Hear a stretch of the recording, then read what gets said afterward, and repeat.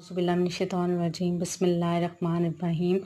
अस्सलाम वालेकुम वरहमतुल्लाहि वबरकातुहू। मैं हूँ आपकी मेज़बान इरम शाह। मैं आप सबको सईदा इरम शाह ऑफिशियल पर खुशामदीद करती हूँ और उम्मीद करती हूँ आप सब खैरियत से होंगे।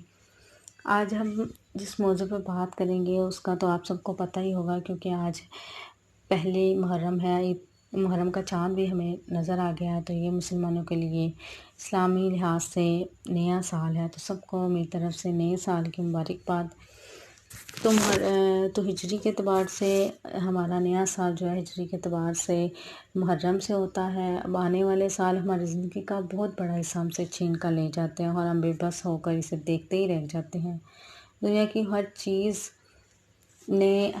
इसे देखते ही रह जाते हैं। दुनिया की हर चीज़ ने हम पर अपने पैरे बिठाए हैं, हमने हर चीज़ पर अपने पैरे बिठाए हैं, लेकिन वक्त और ज़िंदगी सबसे कीमती सरमाया है। और रोज़ाना हमसे गर्दिश रवां सूरज और चाँद की गर्दिश, दिन और रात का बदलना, ये हमारी ज़िंदगी में हमसे चुराता जाता है। अल्लाह का गैबी निज़ाम हमारी ज़िंदगी से वक्त को कम करता चला जाता है, यहाँ तक कि हर आने वाली मौत को गले लगाकर अल्लाह ताला के पास चला जाता है। तो नए साल के हवाले से कुछ बातें जो मैं आपसे करूँगी। एक हदीस है कि मेरे नबी सल्लल्लाहु अलैहि वसल्लम ने फरमाया, अपनी औलाद को 3 चीज़ें सिखाओ। सबसे पहले कुरान सिखाओ। कुरान क्या है? कुरान ज़िंदगी गुजारने का एक तरीका है जिससे इंसान बनता है। कोई भी इल्म, जैसे हम डॉक्टर का इल्म ले लें, कोई भी PhD कर ले किसी और में, इंजीनियरिंग कर ले, कोई भी इल्म हमें इंसान बनने का तरीका नहीं सिखाता। इंसान बनने का तरीका हमें सिर्फ़ और सिर्फ कुरान पाक सिखाता है। इसके अलावा कोई भी ऐसी किताब कुछ भी नहीं है जिससे हम जो है ज़िंदगी गुजारने का तरीका सीख सकें। दूसरा फरमाया कि मेरी मोहब्बत सिखाओ। दूसरा इरशाद फरमाया आप सल्लल्लाहु अलैहि वसल्लम ने कि मेरी मोहब्बत सिखाओ। अपने बच्चों को 3 चीज़ें सिखाओ। दूसरी चीज़ वो ये थी कि आप सल्लल्लाहु अलैहि वसल्लम ने फरमाया मेरी मोहब्बत अपने बच्चों को सिखाओ, कि तुम्हारा ईमान तब तक मुकम्मल नहीं हो सकता जब तक मैं तुम्हें अपनी औलाद, अपनी ज़ात से और अपने वालिदैन से सबसे ज़्यादा अजीज़ ना हो जाऊँ। तो अल्लाह के नबी की मोहब्बत के बगैर ईमान मुकम्मल नहीं हो सकता। अल्लाह से रसूल का से मोहब्बत का पैमाना ये नहीं है कि आप होता है। उसकी सबसे पहले निशानी ये है कि जो आप सल्लल्लाहु अलैहि वसल्लम से मोहब्बत करता है वो हमेशा सच बोलता है, कभी झूठ नहीं बोलता, कभी किसी को धोखा नहीं देता, कभी किसी की अमानत में ख़यानत नहीं करता, हमेशा दयानतदारी से काम करता है। दयानतदारी से जो भी डील हो दयानतदारी से करता है और अपने पड़ोसियों के साथ अच्छा सलूक करता है, चाहे वो मुस्लिम हो या गैर मुस्लिम हो, वो उनके साथ हमेशा अच्छा सलूक करेगा, क्योंकि वो आप से में प्यार करता है। और आप सल्लल्लाहु अलैहि वसल्लम से प्यार करने की एक निशानी ये भी है। और तीसरी बात जो आप सल्लल्लाहु अलैहि वसल्लम ने बताई वो ये थी कि अपने औलाद को मेरे अहले बैत की मोहब्बत सिखाओ। सुभान अल्लाह। इसके बगैर ईमान मुकम्मल नहीं हो सकता, ना ज़िंदगी मुकम्मल हो सकती है, ना रास्ता तय। जो है वो इस्लामी तकवीम का पहला महीना है।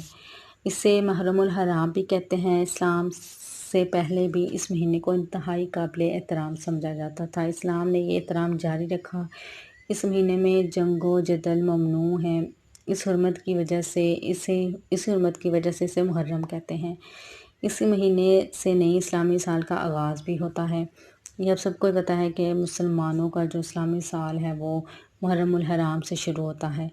तो हज़रत अबू बकर सिद्दीक़ रज़ी अल्लाह अन्हु बयान करते हैं कि नबी सल्लल्लाहु अलैहि वसल्लम ने फरमाया, साल के 12 महीने हैं जिनमें से 4 हुर्मत वाले हैं। 3 तो मुसलसल ज़िलहज और मुहर्रम, और जमादी और शबान के माबैन रजब का महीना जिसे रजब मज़हर भी कहा जाता है।